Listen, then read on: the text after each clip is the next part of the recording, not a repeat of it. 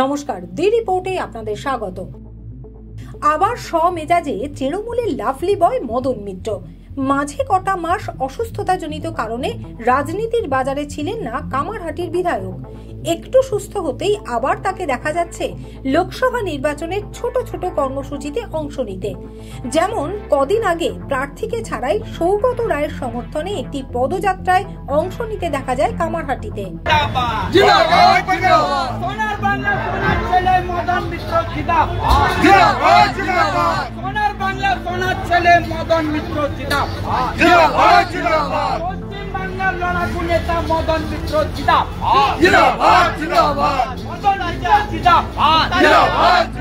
আর এদিন দলীয় কর্মী সমর্থকদের নিয়ে একটি ঘরোয়া সভায় ফের পাওয়া গেল সেই আগের মদন মিত্রকে, যার গলা দিয়ে ঝরে পড়তো কর্মী সমর্থকদের জন্য ভোকাল টনিক। তিনি সরাসরি কামারহাটি বিধানসভা কেন্দ্রের বিজেপি কর্মী সমর্থকদের হুঁশিয়ারি দিয়ে জানিয়ে দেন, যদি তৃণমূল জিততে পারে কামারহাটিতে, বিজেপির শেষ পতাকাকেও তারা কবর দিয়ে দেবেন।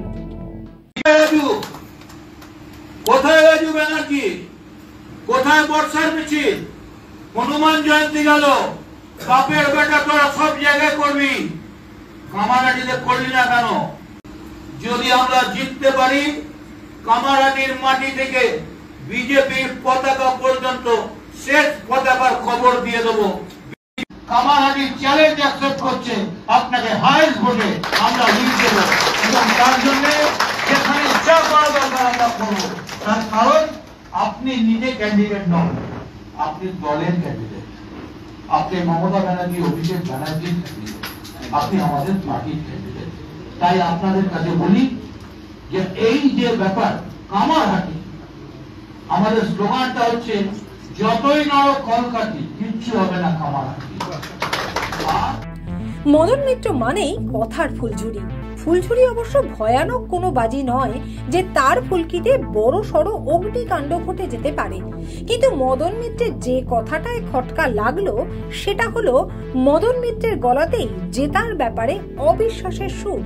যদি আমরা জিততে পারি, যদি আমরা জিততে পারি, যদি আমরা জিততে পারি, যদি আমরা জিততে পারি। তার মানে কি এবার দমদম জয় নিয়ে কোনো সংশয় আছে লাভলি বয়ের মনে? রাজা দে, সৌভিক পুরকায়েত, দি রিপোর্ট। আরো বিভিন্ন খবরের আপডেট জানতে হলে অবশ্যই সাবস্ক্রাইব করুন দি রিপোর্ট চ্যানেলটি, কারণ আপনাদের একটা সাবস্ক্রিপশন আমাদের কাছে অত্যন্ত মূল্যবান। জয় হিন্দ।